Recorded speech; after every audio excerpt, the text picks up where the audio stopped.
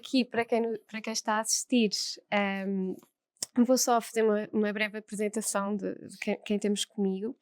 Jerónimo Cunha, que é o Diretor-Geral da Energia e Geologia. Aqui temos Gonçalo Capela Godinho, que é Managing Partner da Pérez Lorca. A seguir, Ana Oliveira Rocha, que é Senior Corporate Counsel na Shinto Solar, Ibéria e Itália. E por fim, Carlos Vaz de Almeida, que é sócio também na Pérez Lorca. Estamos aqui para falar sobre energias renováveis, todos os desafios e as oportunidades que vão sendo debatidos, e gostava de começar por um assunto que tem estado muito na atualidade, porque é um assunto especialmente deste ano e em contraste com os anos anteriores, que é os preços da energia, que baixaram consideravelmente, sobretudo em relação aos picos recentes. E temos assistido a uma preocupação generalizada no setor, dizendo até que pode desincentivar estes preços novos, mais baixos, podem desincentivar o investimento. Nem toda a gente concorda, mas gostava de perguntar, na opinião de Jerónimo, como pensa que se pode aqui encontrar um equilíbrio entre a atratividade do investimento e o nível de preços do mercado grossista. Eu diria que não vai desincentivar o investimento. Certamente poderá reduzir ou abrandar o investimento em novos centros eletroprodutor, mas aquilo que estamos a assistir é que a maior parte dos operadores estão a virar os seus investimentos para otimizar aquilo que já têm. O seu ponto de injeção, as suas centrais, através de armazenamento, de projetos híbridos, na eólica, com repowering sobre equipamento. Portanto, por aí não verificamos um abrandamento, pelo contrário. Temos cada vez mais solicitações e pedidos de licenciamento para estas tipologias de projetos, para rentabilizar o ponto injetor. Para novos investimentos, para já não se verifica ainda uma redução no investimento. Temos uma carteira de projetos, quer em licenciamento, quer em construção, quer já em testes, bastante grande. Eu diria que esses projetos vão ver a luz do dia, sem dúvida. Mas naturalmente, há alguns promotores que estão, diria que, preocupados, mas esta situação que verificámos de preços zero, mais cedo ou mais tarde ele iria acontecer. É um cenário que seria colocar, e agora temos que encontrar maneiras de mitigar. Eu diria que na Europa há países que estes cenários são mais preocupantes. Aqui em Portugal, felizmente, ficámos pelo preço zero. Há países com preços negativos, menos 40, menos 50, menos 60 euros. De facto, aí a situação é diferente, mas não irei comentar essas realidades. Mas neste caso de Portugal, a mitigação passa por que tipo de medidas? Logo à cabeça, o armazenamento. É uma opção lógica e a maior parte, eu diria grande parte dos promotores com quem reunimos regularmente já estão a avançar com processos de compra de equipamentos de armazenamento para instalar nos seus centros eletroprodutores, e naturalmente também o armazenamento standalone também vai ajudar, e também já temos alguns projetos. Eu creio que este ano teremos a oportunidade de ter os dois primeiros projetos de armazenamento standalone já operacionais até ao final do ano, e diria que daqui para a frente só poderemos ver nascer mais desses projetos. Portanto, pelo menos há um interesse crescente até no armazenamento. Sem dúvida, sem dúvida. É a opção lógica, e diria que a maior parte, mais cedo ou mais tarde, vão tomar essa opção. E então, passar à Ana como promotor, representante aqui de um promotor. Este contexto de preços mais baixos não é o único fator desmotivante no setor das renováveis. Também temos a inflação, as taxas de juros mais altas, e então queria perguntar, na sua visão, se o business case está de facto mais difícil, e portanto se está mais difícil de construir. Ana, antes de mais, obrigada pelo convite. Boa tarde a todos. A lógica da Shinte não é tão linear na avaliação dos investimentos e do ativo. Há vários fatores que contribuem para a análise de investimento, obviamente, e todos esses fatores são considerados em qualquer momento e qualquer conjuntura da economia. As conjunturas vão efetivamente variando para o bem e para o mal.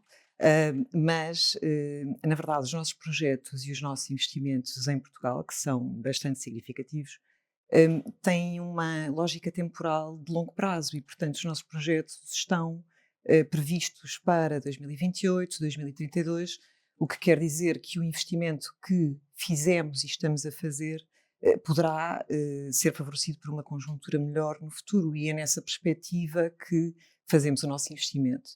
Claro que concordo com o Jerónimo em como esta é uma preocupação no setor, neste momento, mas não é só neste setor de atividade, tem a ver também em todos os outros setores que, que são afetados por essas vertentes económicas e internacionais, não é? Mas, na verdade, nós pretendemos não só consolidar o nosso investimento, como desenvolvê-lo ainda mais, também da forma que o Jerónimo mencionou, com o aproveitamento dos pontos de recepção e tirar o maior benefício possível dos ativos que já temos. No fundo é isto. Agora, acreditamos sim que haverá uma evolução, que será uma evolução positiva. Quer dizer, temos horizontes temporais para 2030, são horizontes compatíveis com este género de investimento e também com a entrada em funcionamento das redes. Ok, então não diria que estão com uma abordagem mais conservadora em relação aos vossos investimentos?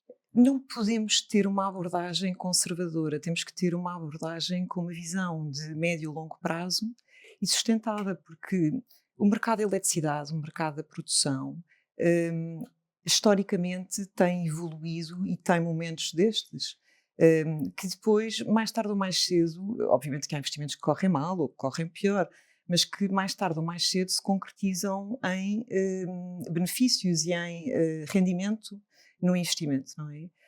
Retorno ao investimento. E, portanto, não.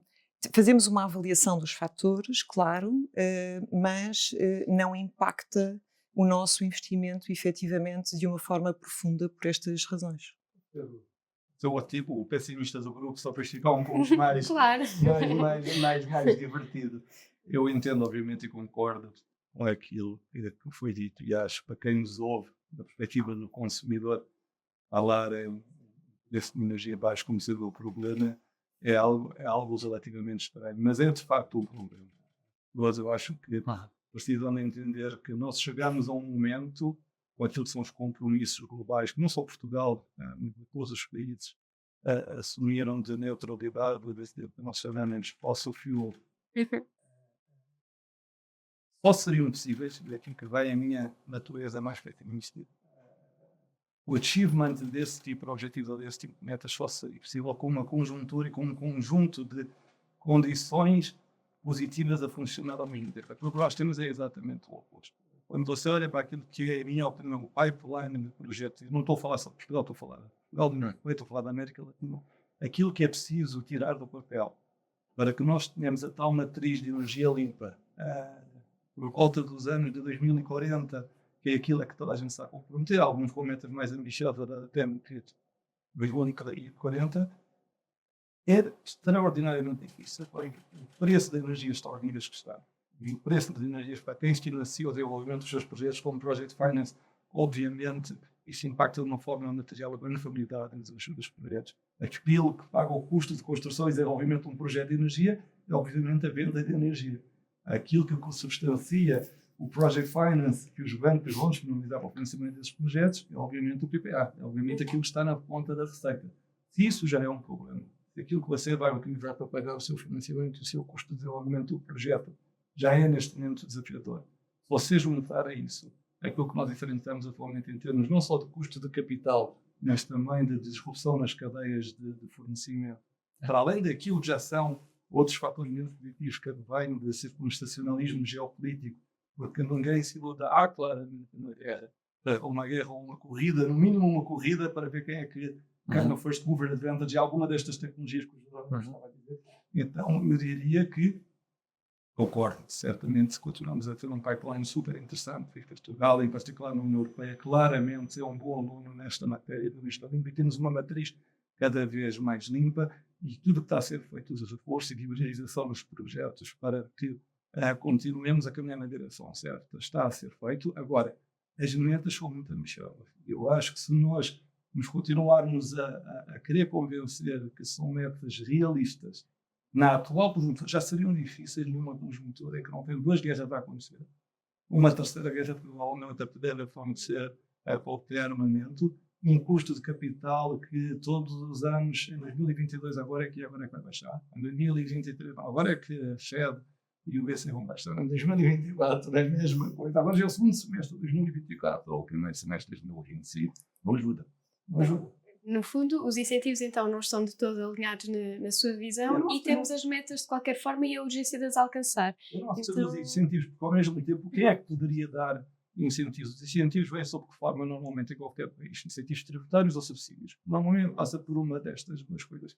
Quando você tem quase que o mundo ao mesmo tempo a ser afetado por um quadro inflacionário desta natureza e com taxas de juros que nós, pelo menos no mundo ocidental, não estávamos habituados a ter. O que é que você vai ter? Você vai ter governos, obviamente, e essencialmente ministros das finanças e a tutela das finanças, focar em duas coisas. Não é? Uma gestão orçamental equilibrada e uma redução do custo da dívida pública. Você tem que condicionar toda a sua política de finanças e de fiscalidade com base nestes dois objetivos, obviamente que o cobertor começa a ficar mais curto. Há menos dinheiro para incentivos fiscais e há menos dinheiro para subsídios. Então, para mim, não é tanto nós deveríamos estar a fazer alguma coisa que nós estamos a fazer. Há uma impossibilidade de fazer mais do que estamos a fazer. Então é inevitável que não vamos conseguir alcançar as metas.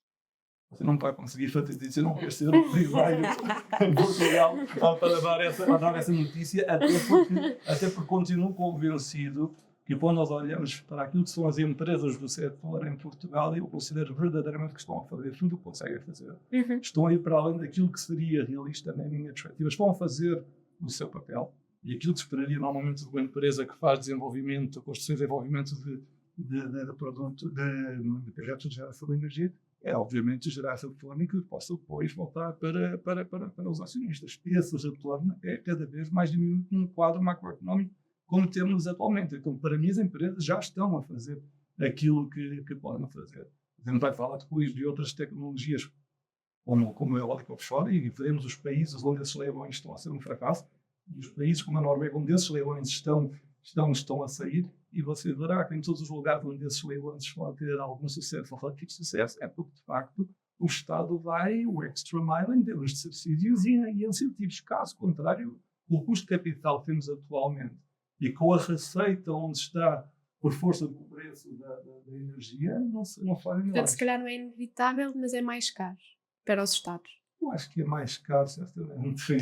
É mais caro para os Estados por força da política de incentivos tributários ou subsídios de apoio à atividade, e é claramente mais caro por causa do custo de capital se as taxas de juros não baixarem drasticamente e rapidamente para os níveis a que estávamos habituados. Entendido. Neste caso, pronto, temos a visão mais positiva,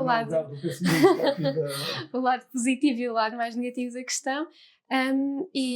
Insistindo um pouco, se calhar, em soluções, falámos aqui de incentivos da parte dos Estados que podem estar a resultar. Outra das questões que tem sido levantada é o desenho do mercado. Foi levantada anteriormente, foi rejeitada na reforma do mercado elétrico porque foi mais consensual de que não faria sentido alterar o modelo atual do mercado grossista. Agora voltou-se a levantar essa questão perante a evolução dos preços. Na sua opinião, seria uma boa ideia revisitar essa questão? Alguma alternativa melhor? Bom, eu acho que muitas vezes quando se olha para a questão tem-se uma visão muito monofatorial e o mercado de energia é extraordinariamente complexo e tem imensos fatores que contribuem para a formação dos preços do mercado. Se nós olharmos historicamente, já em 2021, ainda antes da crise da invasão da Ucrânia, tivemos um pico enorme de preços. Obviamente que isto já estava no horizonte de muitos Estados-membros e já era uma discussão dentro da União Europeia que era precisamos de reduzir a nossa dependência energética relativamente a países que não estão alinhados com a NATO e com o espaço da União Europeia. E existia uma independência enorme. Se pensarmos que a Europa importava 90% do gás natural entre Noruega, 40% da Rússia e o remanescente da Argélia, isso mostra o nível de dependência. Outra grande parte era o carvão e o petróleo que era importado também da Rússia. Obviamente que isto foi sendo adiado e de um momento para o outro há uma invasão da Ucrânia e temos uma situação sem precedentes, porque junta-se a guerra à Ucrânia, uma altura de produção de hidroelétricas e nuclear particularmente baixa, e no dia antes da invasão da Ucrânia os preços sobem 130% e 4 meses depois 230%. Por isso é um incremento completamente sem precedentes. Ora bem, mas quer isto dizer que a solução para o problema é desindexar ou desassociar a forma como é calculado o preço da energia no MIBEL dos combustíveis fósseis? Acho que isso é uma resposta demasiado simplista e não pode ser feita assim. O nosso mercado é um mercado marginalista, que assenta em primeira linha entre a conjugação entre oferta e procura no spot price, e que depois tem em consideração, no mercado marginalista, o custo das outras energias que são chamadas a contribuir para o mercado elétrico e para a produção, e que obviamente não podem ser ignoradas, porque elas estão efetivamente a contribuir para que exista energia no sistema.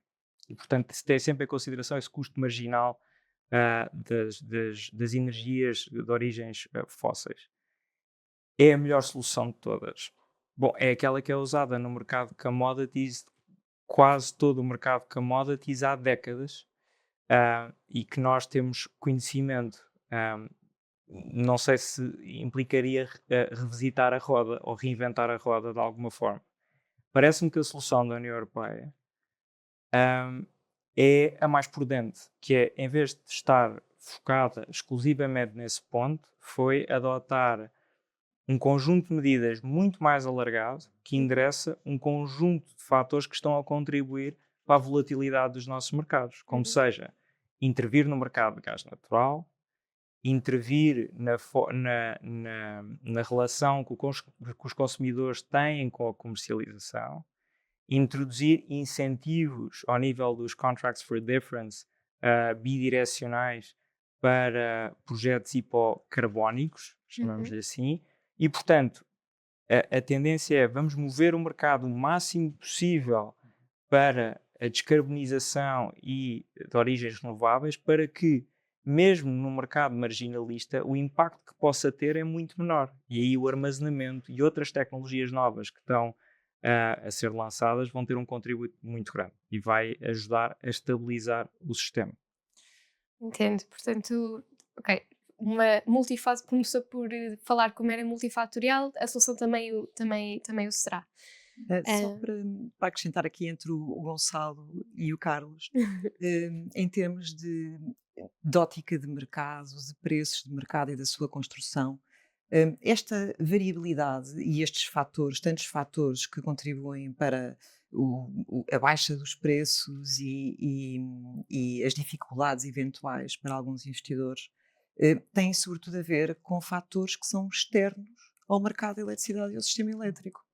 O sistema elétrico está a ser utilizado como uma forma de resolver problemas que são problemas estruturais, sociais, culturais, de segurança energética, não é?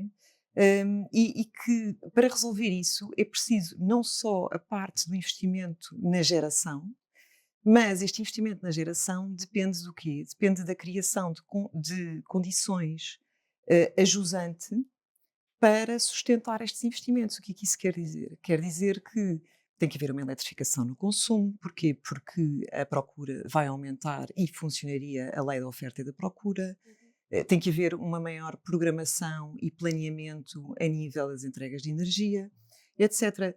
E tudo isto, a par com o termo que é o mais utilizado hoje em dia, que é flexibilidade e equilíbrio do sistema, é o que fará supostamente o mercado funcionar. E é nesta ótica que nós na Sinte dizemos que o investimento funciona. Porquê? Porque temos que confiar na lógica de mercado. Estas políticas, mesmo que eventualmente não se venha a atingir as metas que já são mais ambiciosas do que deveriam ser, se calhar, mas não sabemos, em 2030 e depois em 2050, para nós chegarmos lá é preciso todo um investimento, toda uma condição criada no final da cadeia, não é? E é essa a perspectiva. A perspectiva é uma necessidade da segurança energética. A União Europeia reconheceu essa necessidade, os governos reconheceram essa necessidade na Europa, certo? E, portanto, só podemos acreditar no fator necessidade e também nas mecânicas de cada um dos players. Mas quem fala de players não é players do mercado energético, é as indústrias, são as novas tecnologias. Tudo isso vai necessitar de mais energia elétrica e isso é um fator possibilitador do investimento. Portanto, se calhar continuo consigo para outra questão que é importante para o mercado elétrico e para o funcionamento do mercado elétrico como desejável, que é a questão das redes, que está extremamente ligada com o que acabou de referir, da flexibilidade, de possíveis novos investimentos da parte dos consumidores e etc. E perguntar se prevê que, que a falta de rede, de capilaridade da rede, continua a ser um investimento, um entrave ao investimento aqui para a frente. Sente isso no vosso caso em particular? Sim, a rede não é um entrave ao nosso investimento neste momento. Diria, A a rede, falta de rede neste caso, a falta de ou mais rede. eu não diria que. Obviamente que há uma falta de capacidade na rede, as redes estão velhas, não é? Não têm que ser reformuladas, repensadas, tem que haver uma digitalização, tem que haver uma evolução. Mas, ao mesmo tempo, e em Portugal, falando do caso específico de Portugal, apesar de haver falta de capacidade de rede, Portugal jogou, neste caso, em antecipação e atribuiu direitos de rede, obviamente também confiante nos promotores e de alguma forma, na fiabilidade da vontade dos promotores de terem retorno sobre o investimento e acreditarem no mercado, para poder financiar, pelo menos parcialmente, ou arranjar um mecanismo de financiamento viável para o investimento nas redes. E a Ana vai-me dizer assim, então, mas esse investimento chega? O investimento já preconizado para os atuais promotores chega? E eu direi, eu presumo que não, porque os números que referem a necessidade de investimento nas redes são muito maiores do que isto, não é? Muito, muito maiores. E não vão depender só dos promotores. Os promotores não vão poder, nesta lógica, sustentar todos os custos de reforço e de construção de nova rede. Se me pergunta, acha que no futuro pode ser um entrave ao investimento ou um entrave aos projetos? Pode ser, se não for implementado. Mas a ótica atual de tudo o que os próprios operadores da rede dizem em público é que vão ter que começar a implementar em antecipação. Portanto, este modelo até agora funcionou e vai funcionar durante mais anos, porque é um modelo de médio e longo prazo, mas de facto no futuro, como são investimentos nas redes que tomam muito tempo a implementar, não é? E necessitam de muito capital, sem contar com os prazos associados, licenciamento, os materiais de construção, etc. E a mão de obra, o que se passa é que, se já estão identificadas as necessidades, não é? Espera-se que haja uma atuação em conformidade. E parece que quer a Europa, quer os Estados-membros estão alinhados, e mesmo os operadores de rede, que é uma, uma das partes muito importantes, estão alinhados nesse objetivo e em atingi-lo. Portanto, esperamos que não seja assim. Há alinhamento, ainda faltam aqui bastantes peças que estamos a apontar. Hum, uma outra dificuldade, porque estamos aqui a falar de desafios e oportunidades e começamos pelos desafios, um outro desafio que já é crónico quase, é a parte do licenciamento.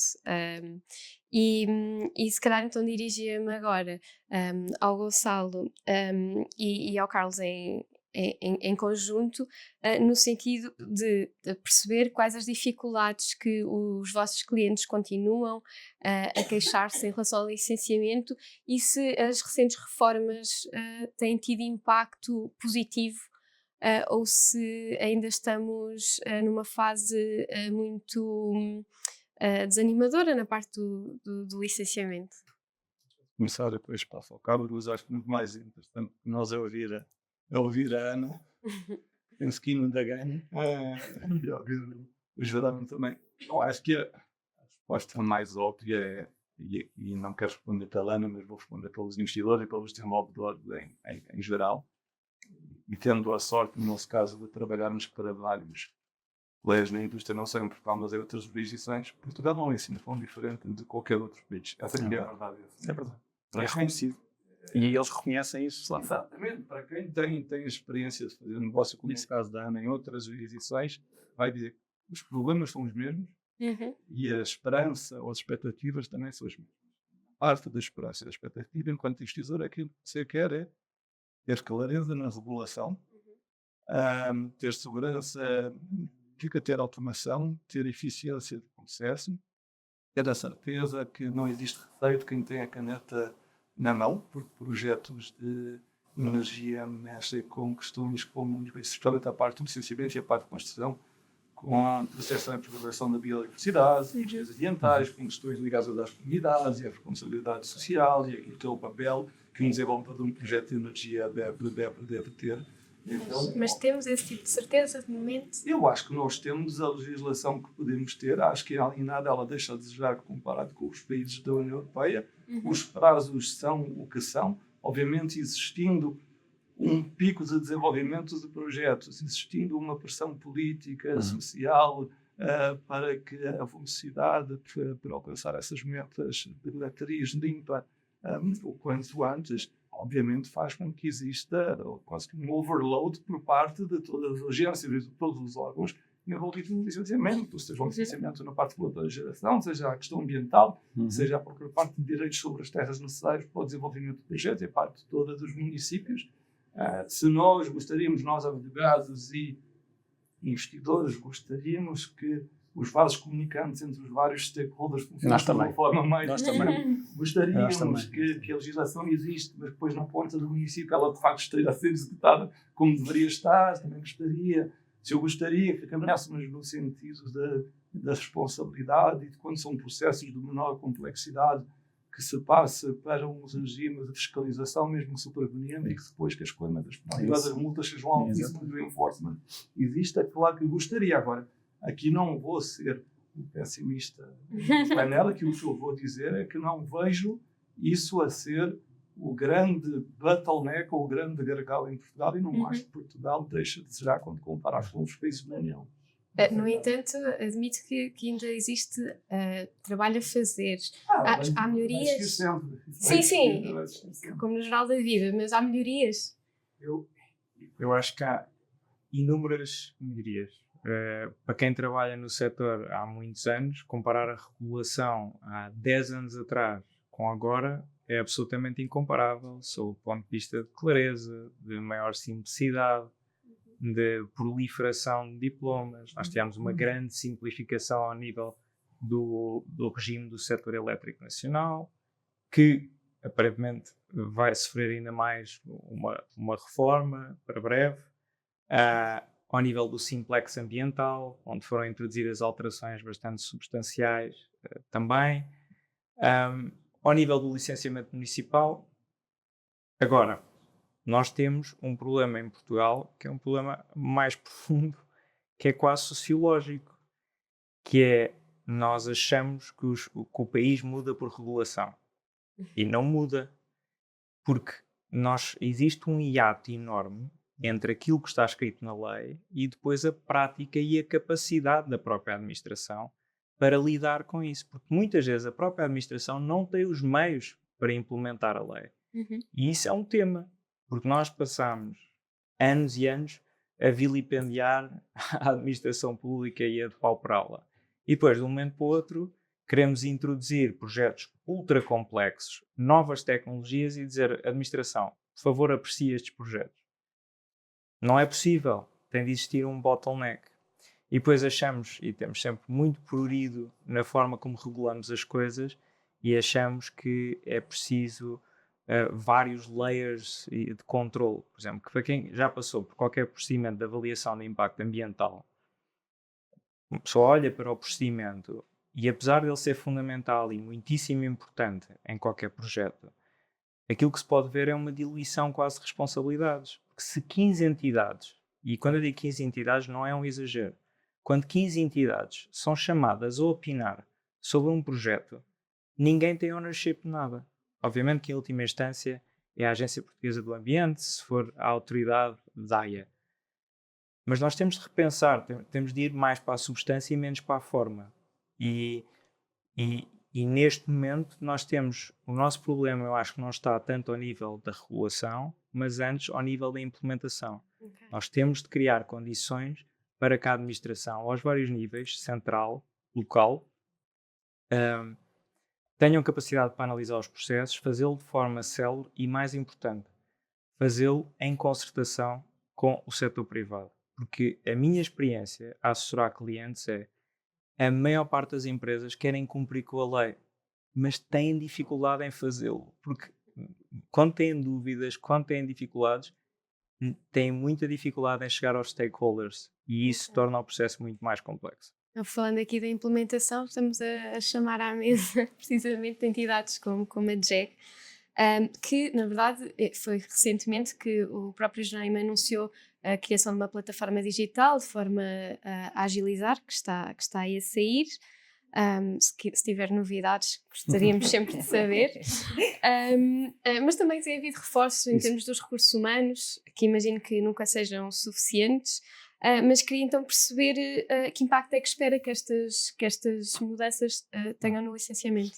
Se me permitem, só, há bocadinho não quis intervir, mas só dar um passo atrás, passar esta mensagem importante que se referiu das metas, que são muito otimistas, mas elas têm um significado, ou seja, elas não assentam só na eletrificação do consumo que temos hoje, mas elas assentam numa perspectiva de aumento de consumo muito substancial. O consumo de eletricidade poderá duplicar até 2030, dos atuais 50 terawatts para 100. Sim. Se todas as intenções de investimento que temos ouvido, muitas delas são firmes, se concretizarem, desde fábricas de baterias, o hidrogênio, o lítio e por aí fora, e portanto, essas metas estão diretamente ligadas a este aumento do consumo. Se não fosse isso, naturalmente os modelos com que nós trabalhamos dariam valores muito mais baixos. E nós neste momento estamos a terminar o exercício de revisão do plano e estamos a olhar novamente para essas intenções de investimento e a tentar verificar se elas se vão concretizar neste horizonte temporal para depois também poder afinar.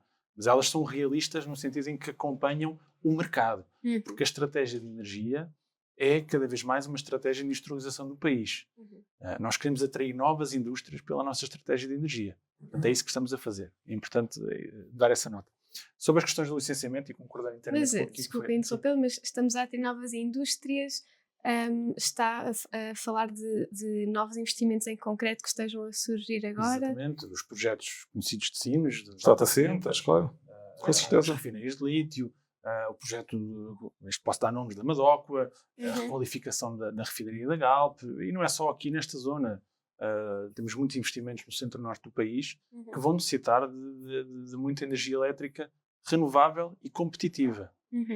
E é isso que Portugal tem para oferecer, e era aquilo que os países do leste da Europa tinham para oferecer quando tinham gás barato, carvão barato e petróleo barato. E nós não tínhamos. Certo. E, portanto, é importante essa nota. Sobre a questão do licenciamento, e concordo com aquilo que o Carlos disse, e nós vivemos isso no dia-a-dia, começando pela questão da plataforma, aquilo que eu disse da plataforma foi num contexto de uma conferência sobre comunidades de energia e a plataforma do licenciamento das comunidades de energia do autoconsumo coletivo, que estará pronta em junho deste ano. Temos feito progressos desde essa data em que eu falei disso. Estamos a semanas de concluir. O que estamos agora a fazer é preparar os cadernos de encargos, estarão prontos daqui a 2 semanas, se não me engano, para lançar a tal One-Stop Shop das renováveis, que vai poder fazer a tramitação de um processo de renováveis totalmente digitalizado. Com isso, à boleia desse investimento, vamos também investir num call center totalmente digital e já com algumas funcionalidades de inteligência artificial para responder às necessidades dos consumidores e dos promotores. Hoje em dia, assumimos isso, não temos capacidade para atender todos aqueles que nos procuram, isso é claro, e assumimos isso. Vamos também investir em toda a digitalização do nosso acervo de processos, a gestão documental, um conjunto de ferramentas de base que a Direção-Geral não tem hoje, e aquilo que o Carlos dizia, de facto, o setor evoluiu de tal maneira e a administração pública não acompanhou essa evolução. E, portanto, chegamos a uma fase em que estamos inundados de processos, muitos deles complexos, nem todos os projetos são iguais. Vou dar um exemplo, nas comunidades de energia temos desde SERs com 3 ou 4 consumidores até 5, 6, 7 mil, 9 mil. Uhum. E, portanto, com poucas pessoas para analisar esses processos. Em paralelo, como Ainda disse, são poucas as pessoas, ainda era são preciso poucas, mais. são poucas. Obviamente que depois, à medida que vamos entrando nesta digitalização dos nossos processos, que não é só energia elétrica, atenção, a Direção-Geral, combustíveis, gás natural, recursos geológicos, planeamento energético, e portanto temos um acervo muito grande de responsabilidades. Estamos a trabalhar praticamente com o mesmo número de pessoas que tínhamos há uns anos atrás, e portanto tudo isso no dia-a-dia temos que Essas gerir. necessidades eram para o dobro do número de pessoas? Sim, o dobro. Talvez. Mas depois lá está, à medida que vamos digitalizando, também não necessitamos de tantos recursos humanos, porque há muitas tarefas que hoje em dia são realizadas pelos nossos recursos, Uhum. que vão passar a ser feitas, diria, quase de forma automática e que vão libertar recursos, no fundo, para trabalhar estes processos. E a propósito dos recursos humanos, nós abrimos o concurso no início deste ano, para 97. Dentro de 2 semanas vão-se realizar as primeiras provas, e eu estou em crer que a partir de setembro alguns recursos poderão começar a entrar e entrarão nos próximos meses para reforçar as equipas. Portanto, prevê que Certamente. haja um impacto Certamente. significativo. Sem dúvida, sem dúvida. Também estamos a melhorar os nossos tempos de resposta Uhum. nos processos de licenciamento, já não são tão demorados, mas aqui temos que reconhecer que o principal constrangimento já não é ao nível da direção. Como o Carlos referiu, há várias entidades envolvidas aqui. Uhum. Os municípios, há municípios que, pronto, têm uma abordagem diferente no que toca a estes projetos. Há municípios que simplesmente não querem projetos no território e demoram muitos anos até, talvez, permitirem o projeto. Questões ambientais e do território, com as entidades que têm essa responsabilidade, não sei se descartam da responsabilidade ou simplesmente dizem que não, que é para depois no final do dia não terem responsabilidade. Depois chega à Direção-Geral, tem que decidir. Nós não temos medo de decidir, não temos tido medo de decidir, e temos feito os processos avançar. Muitas vezes a própria Direção-Geral tem sido ela a promotora deste diálogo e da solução, junto destes organismos. Sim. E temos feito esse trabalho, que muitas vezes demora 1 ano, 2 anos, até sair do papel, porque de facto temos que, no fundo, desbravar caminho com algumas dessas entidades e não podemos fazê-lo sozinho. Entendido. Antes de mudar de assunto, só sucintamente perguntar-lhe se esta mudança de governo teve algum impacto no calendário de licenciamento. Do licenciamento em geral? Sim, Não. por exemplo, isto parte, por exemplo, da informação que deu que no leilão do offshore vai ter de haver uma nova fase de diálogo também para alinhar as perspectivas desta nova administração, porque estava a ser conduzida por outra anteriormente. Isso afeta o calendário de outros projetos também? Se falarmos em novos processos, certamente que o governo estará para fazer agora 2 meses, tem que ter tempo para, no fundo, absorver a informação desses novos processos. Tudo aquilo que já é o normal no setor, nós só queremos é acelerar e não vemos aí qualquer questão. Aliás, as instruções são para manter exatamente e para acelerar. Aliás, já temos uma RED 3 que diz exatamente acelerem ainda mais. Agora, processos novos, como offshore, não sei se quer que entre já em detalhe. Não, Desculpa, é que essa é uma questão de facto interessante. O facto do processo agora transitar para um governo novo e quer se queira, quer não, as coisas acabam por perder um pouco de tração, até por esta questão. Há que fazer justiça a quem chega de novo e olhar para. A questão é que nós temos uma grande vantagem em Portugal e uma grande desvantagem também. Nós temos uma grande vantagem que é a qualidade do recurso, tanto eólico como solar. E isso é algo reconhecido, tanto em Portugal como em Espanha. Daí o tal desígnio de querer tornar a Península Ibérica o grande hub de renováveis e de hidrogênio verde no futuro. No caso de Portugal, nós temos um grande problema que é a dimensão do nosso território. Nós, infelizmente, não temos o Nordeste brasileiro, onde vai levar anos até se justificar os fundamentos económicos de um projeto offshore, porque a qualidade do recurso onshore, quer eólico, quer solar, é imensa e a imensidão de terra disponível para continuar a desenvolver projetos existe. Daí, para mim, offshore é uma prioridade. Eu acho que o futuro de Portugal tem que passar, entre outras coisas, por um mercado maturo e desenvolvido de offshore. E, mais uma vez, há uma corrida. Há uma corrida por esse mercado. Nós estávamos a falar de custo de capital e de dinheiro. Você vai ver quem é que participou no leilão ano passado, no final do ano, no Reino Unido.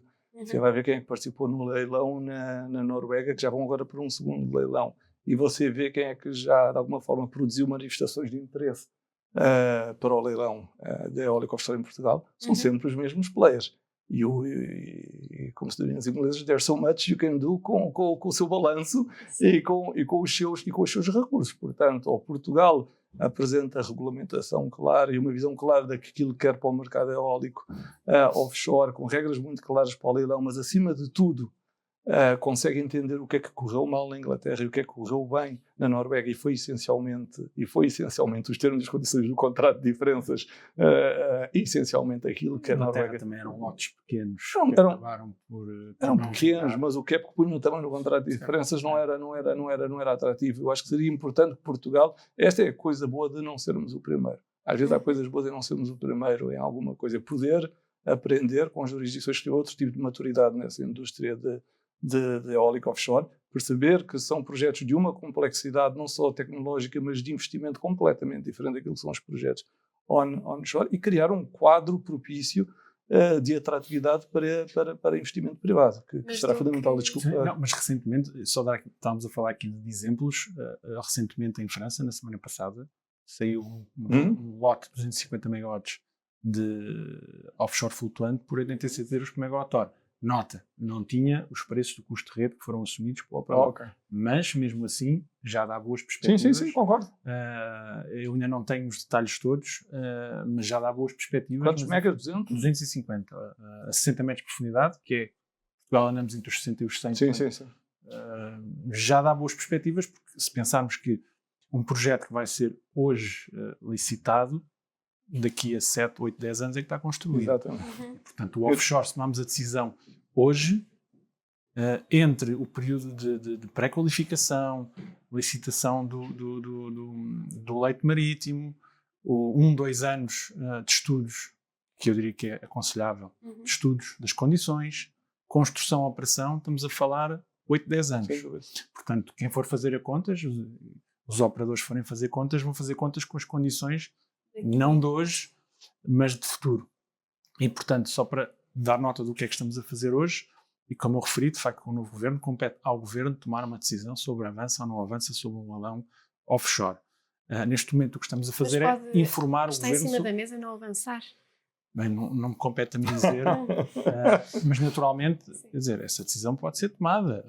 É preciso tomar uma decisão para também não deixar os promotores à espera de qualquer coisa. Eu estou convicto que poderá avançar agora. Pode avançar em vários formatos.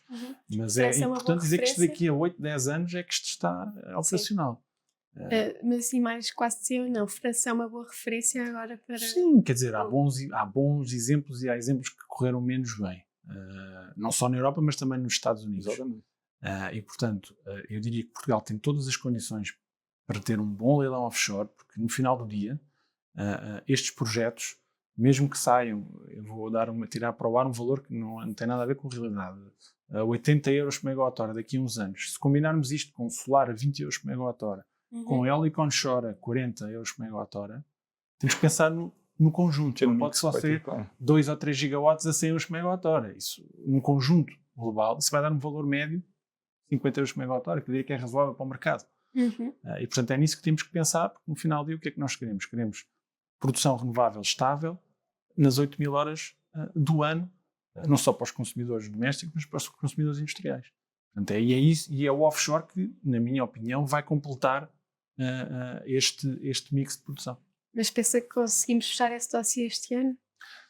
A avançar, eu diria que, como eu disse, vai ter que haver uma fase de pré-qualificação, que é muito importante, já foi referido, porque temos que referir que quem vai a jogo tem a capacidade técnica e financeira para levar isto até ao final. Portanto, essa fase de pré-qualificação é muito importante. Levará o seu par de meses. Depois temos que entrar numa fase de licitação, chamamos de licitação, ou podemos usar o termo, da questão do espaço marítimo, também levará o seu tempo. E depois tem que haver os estudos de mar. Portanto, eu diria que uma decisão a tomar agora pode ser tomada porque ainda há este ato de tempo e, portanto, os custos que muitos projetos que tiveram nos últimos 2, 3 anos certamente não se vão refletir em Portugal. Entendo. Entramos então aqui no capítulo das oportunidades, que é no fundo o que o offshore ou tem sido veiculado dessa forma. E voltava então à Ana para um assunto que chegou a abrir no início desta conversa, que é o armazenamento. Queria perceber de que forma é que estão a olhar para esse negócio, se é uma coisa que vos interessa e em que horizonte temporal, uma vez que não é uma tecnologia muito madura para já. Ou será? Eh, Não, a questão, só fazer um pequeno comentário ao que o Johnny me acabou de dizer, solar a 20 € por megawatt-hora está próximo da parte de curtailment voluntário para efeitos de H2. Esperemos que esse não seja o cenário depois dos mercados. Eu sei que foi um exemplo Temos só. mas até Eu sei. preços negativos e outros maiores, portanto, sim. Mas pronto. De resto, quanto ao armazenamento, à armazenagem, os nossos projetos atualmente já incluem a armazenagem. Incluem baterias, ainda alguns deles, ou a maior parte, com uma parte mínima que não poderá não ser relevante em termos globais, mas é relevante, obviamente, para gerir o próprio projeto, a eletricidade que o mesmo produz e poder controlar um pouco também a rentabilidade do mesmo. Uhum. Sendo que a bateria, nós acreditamos que a bateria é uma necessidade. A armazenagem, seja ela através de H2 ou baterias ou o que seja, é uma necessidade para o sistema por uma questão de equilíbrio do sistema, não é? E até porque, tendo PPAs eventualmente de longo prazo, vamos continuar a manter o mercado spot, vão continuar a haver zonas de rede que vão estar mais estressadas a determinado momento e as baterias, sejam elas co-located, não é? Na mesma localização que o parque ou em standalone, serão necessárias e julgamos ou antecipamos que serão chamadas a injetar Uhum. quando não haja, porque a produção renovável sendo intermitente, quando não haja uma determinada produção, as baterias obviamente poderão ajudar a responder à demanda. Portanto, é um negócio que não está totalmente maduro, claramente. Não há um case project verdadeiro para se estudar ainda neste momento, mas é uma tecnologia que também, pelo menos as que se iniciaram, as tecnologias de armazenagem que se iniciaram primeiro, já estão a chegar a uma maturidade que começa a ser aceitável, Ok. não é? E, portanto, isso vai fazer o quê? Isso vai fazer um modelo de negócio novo. E esse modelo de negócio vai poder ser criado como? Vai poder ser criado através do acesso pelas baterias ao mercado spot Uhum. e vai poder ser criado se as baterias forem utilizadas, que é uma coisa que ainda não acontece, pelo menos na legislação de hoje em dia, se as baterias forem utilizadas em zonas de rede congestionadas. Uhum.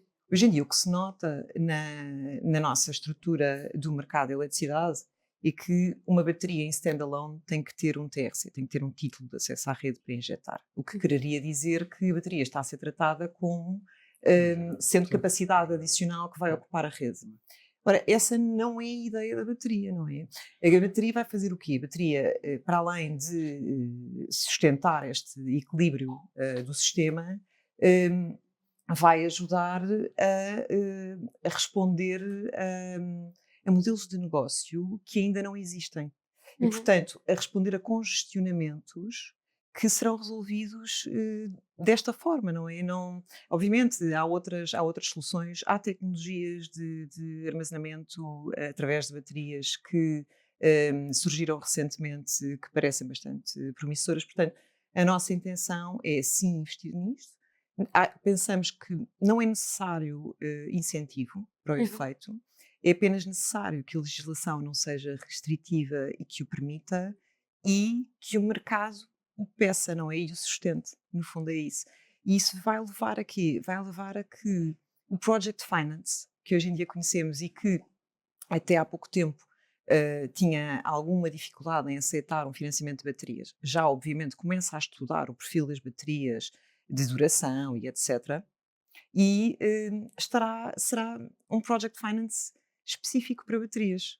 Uhum. Claramente tem que ser específico. A Específico. volatilidade da receita. Eu acrescentaria só uma coisa que, para este efeito, tendo em conta a novidade de tecnologia, nós sabemos que, esta tecnologia vai ser fundamental se nós queremos realmente descarbonizar e Uhum. ter um foco grande em renováveis com toda a sua intermitência, mas ao mesmo tempo assegurar estabilidade da rede e segurança da rede. Esta tecnologia vai ser fundamental. A questão é o modelo económico funcionar e os investidores, especialmente as baterias numa base standalone. E já começamos a ver noutros países que começaram a dar os primeiros passos nesse domínio, aquilo que se chamam, por exemplo, pagamentos por disponibilidade, em que o administrador da rede, o TSO, faz um pagamento à entidade que explora aquela bateria, a dizer: está aqui um pagamento por disponibilidade para que, se e quando eu tenha necessidade de injeção na rede, eu tenha esta disponibilidade. Como fazemos, de uma forma diferente, não é exatamente igual, atualmente com algumas centrais que temos em As funcionamento. hídricas e As hídricas, térmicas. E já se que é um começa a modelo colocar de novamente disponibilidade. das térmicas de futuro, porque elas estão disponíveis. Agora é preciso pensar nesse modelo para que o modelo económico case, seja da perspectiva dos sponsors, seja da perspectiva dos financiadores, Uhum. mas felizmente já começou a acontecer na Europa e já há casos de project finance de baterias standalone, mas tem de andar a par com o modelo regulatório, senão não funciona. Eu não, isso na revisão das regras do mercado interno não está lá qualquer coisa. Está. Está, não está. Isso é referido, portanto tem que ser, isso é uma realidade. Mas lá está, aí tem que entrar a regulação para criar estes incentivos Sim. de mercado. Enquanto noutras áreas a regulação está suficiente, nesta é emergente e, portanto, ainda faz sentido alguns acrescentos. Estamos quase a terminar, portanto, se calhar ia passar a um assunto que, quando estamos a falar de oportunidades em energia renovável, é quase incontornável no nosso país, que é o hidrogênio verde. E voltava então ao Jerónimo, porque temos tido um contexto houve uma desistência, uma única, mas houve uma desistência.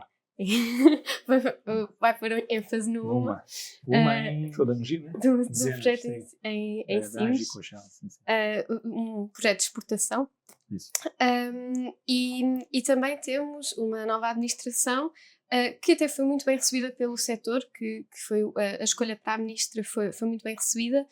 No entanto, o hidrogênio é uma área em que a posição se diferencia se calhar mais em relação à administração anterior, no sentido em que a ministra apresenta uma visão se calhar com mais reservas ou o modelo que gostaria de ter para o hidrogênio se calhar difere um pouco.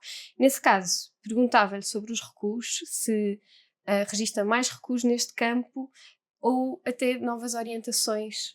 Como é que estamos agora a abordar esta questão? Eu não diria que há recuos. Efetivamente, a estratégia do hidrogênio, como ela foi escrita em 2020, foi alterada pela realidade. Ela não está alterada no papel, porque não houve essa oportunidade. Uhum. A estratégia será alterada depois do PNEC estar aprovado, porque ela foi ultrapassada por realidade. Portugal foi dos primeiros países a avançar numa estratégia industrial do hidrogênio, como na altura os Países Baixos eram uma lógica de inovação, desenvolvimento de pequenos projetos, e Portugal olhou logo para aquilo como uma oportunidade industrial para o país. Porque já verificávamos que havia empresas em Portugal, na área de engenharia, dos serviços, da produção, que já tinham iniciativas, mas que não tinham um corpo estratégico, de facto, para que crescesse. Mas, efetivamente, o anterior governo já tinha uma visão semelhante a esta. Porquê? Porque já estamos a olhar para o hidrogênio numa lógica de internalizar e produzir matérias-primas associadas com maior valor acrescentado, como a amónio, o metanol, como está a fazer a Madocma. Já temos vários projetos de valos de hidrogênio na cerâmica, por exemplo, com a indústria do cimento.